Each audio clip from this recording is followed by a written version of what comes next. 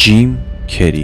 մարդ, ով ավելին է, քան պարզապես դերասան, իր ճանապարհը սկսում է աղքատության մեջ, մորն ուրախացնելու իր տաղանդը վերածում պրոֆեսիոնալ հումորիստի, ապա դառնում հումորի արքան։ Ինքն իր երազանքի $10 միլիոն չեկն է ստորագրում, որը հետագայում դառնում է իրականություն,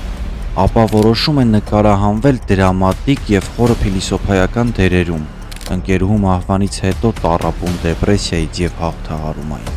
Նա շարունակում է կիսվել իր մտքերով, իր կյանքի պատմություններով ու փորձում օգտակար լինել մարդկանց։